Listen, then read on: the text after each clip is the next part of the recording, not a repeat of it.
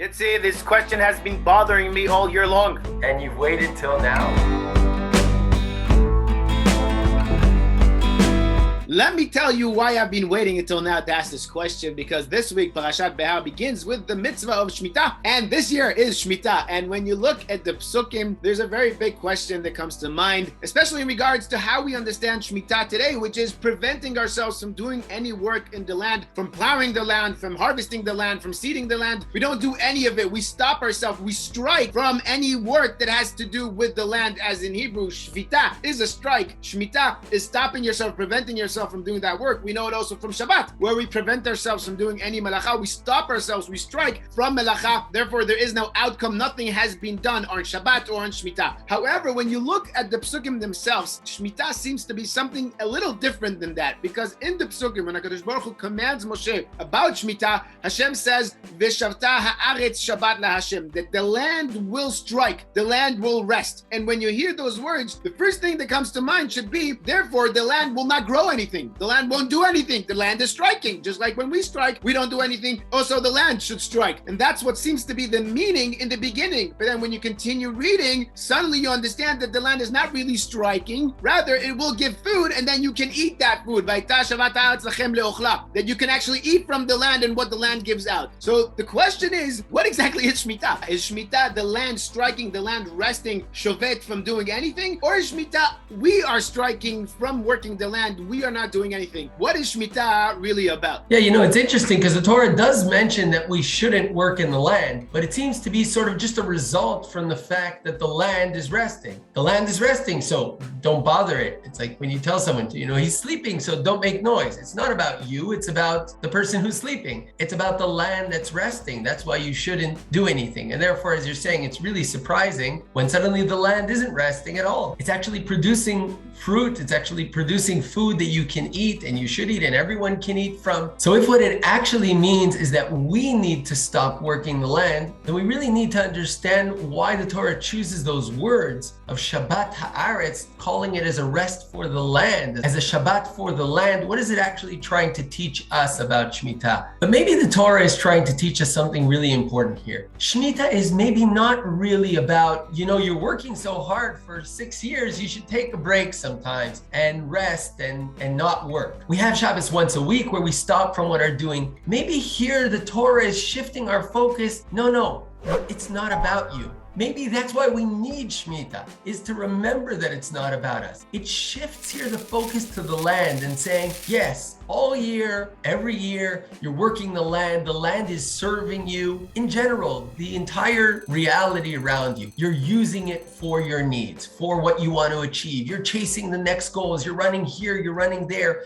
It's all about you using the world. If Shmita was also about you resting, it's still focused on you. Okay, you're working hard, now you should rest. It's not. What Shmita is saying, yes, the world is there for you and you should use it and you should take things and make them better and grow from them and grow yourself and grow the world. But there is a world and it's out there, and you have to also sometimes stop and listen, stop and recognize its existence. And it exists even without you. Even if you're going to sit back and do nothing, that world's there. Maybe that's what the Torah is saying when it's calling it Shabbat haaretz, because Shabbat comes from the word lashevet, to sit, to be in place. When something is in its place, in its resting place, in its natural place, it's Shabbat. When we have Shabbos, we're resting. We're not chasing the next thing. We're able to recognize the basic things, our family, our life, everything we have. It's a special moment we have every week. When the land rests, it's allowing the land, it's allowing reality around us, the world around us that we're constantly using for our needs. It allows it to be in its restful place, in its natural place. And in its natural place, we're suddenly going to see it will continue to grow. Maybe not like every year, but what it will grow on that year will be, as we know, Kedushat Shvi. It'll have its special holiness because it's coming from its natural place. It's coming from its place of rest. Just like we on Shabbos, we eat all week, but when we eat on Shabbos,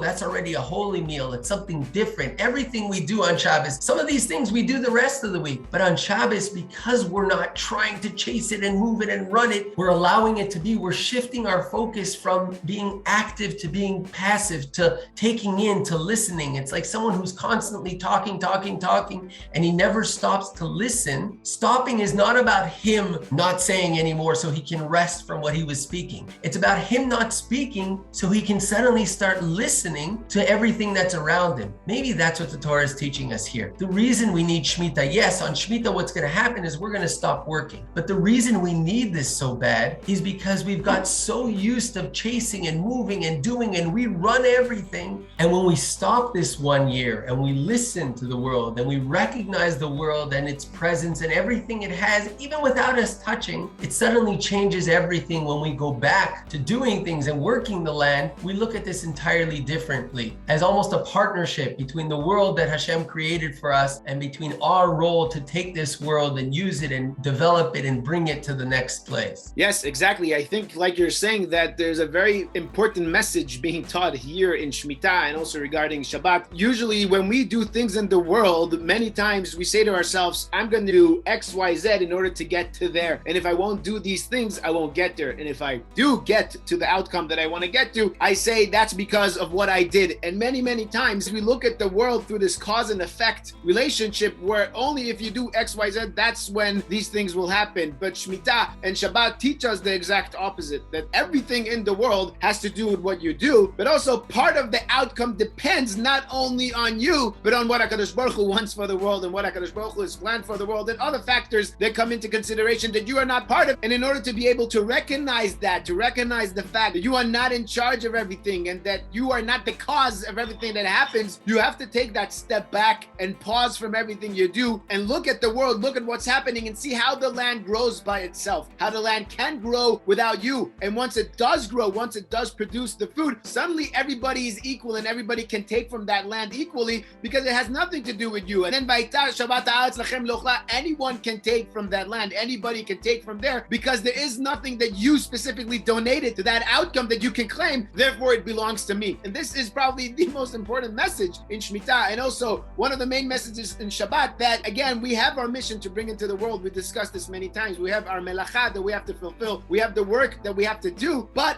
you are not only the melacha you do. You are not only that work that you do throughout the week. You are more than that. On Shabbat, you pause from your melacha in order to come back to who you really are, in order to come back to who you're supposed to be. The same way the land in Shmita pauses and goes back to what the land is supposed to be by itself without any external interference. And therefore, this message of letting go and stepping back and letting sometimes things be the way they're supposed to be without your interference is super crucial, especially in today's day and age and way of life where people, we have these discussions of 4 work days a week or 5 work days a week or 6 work days or maybe even 7 work days a week. But in Yiddishkeit, it's not about that. It's not about the work days of the week. It's actually about understanding who you are. Part of it is your melacha. Part of it is the work that you have to bring. But also part of it is stopping from that and going to who you are originally, to who you are not only based on what you do, but also based on things that can happen to you and are supposed to happen to you. All these circumstances, all these things that happen to you is what you are supposed to bring into the world, sometimes through action and sometimes through non-action, sometimes by being passive and sitting back and resting and doing Shmita. All of these things together is what brings your name and what you have to produce into the world. That's what gives it life and makes it happen. And understanding this concept, understanding this idea that the outcome, that the produce also depends on your actions, but also on you stepping back and letting HaKadosh Baruch Hu work in this world. This is what it means, Shabbat Mekoros Below, that the blessing into the world comes dafka from the Shabbat, dafka from the resting, dafka from preventing yourself from doing, and not necessarily from the work you do and how much work you do and the effort you put in. Again, like we said many times, you have to put the effort in, but the blessing, the bracha, comes after you take the step back and take yourself out of that equation in order to give place to the blessing, in order to give place to HaKadosh Baruch Hu, to bless this world. And being in a Shmita year where in the most basic form of labor, the most basic level of labor, of agriculture, of farming, building with the land, you're supposed to prevent yourself from that. Also in a week and in a time where all the markets are crashing and many people are asking themselves what to do, sometimes the good thing is to stop and take a step back and remind yourself that you're not in charge of this world. HaKadosh Baruch Hu is in charge. HaKadosh Baruch Hu runs the world. We don't always understand everything, and also with stocks and also with markets, sometimes the advice is, I'm no advisor, but sometimes the advice is to take a step back and not do anything and let the stocks stay where they are, and hopefully, Bezrat Hashem, in a few months' time, wait for them to go back up. Because again, on the different levels, your efforts influences the outcome, but the outcome outcome doesn't only depend on your efforts, it also depends on what HaKadosh Baruch Hu has planned for the world. It depends on HaKadosh Baruch Hu's blessing. And if you want to get that blessing, you have to prevent yourself and have that Shabbat, have that Shmita. And this maybe is what Shmita is there to teach us, to make that disconnection between my effort to the outcome and show me again that yes, I have to put in the effort, but the outcome depends on other things and mainly on HaKadosh Baruch Hu's blessing.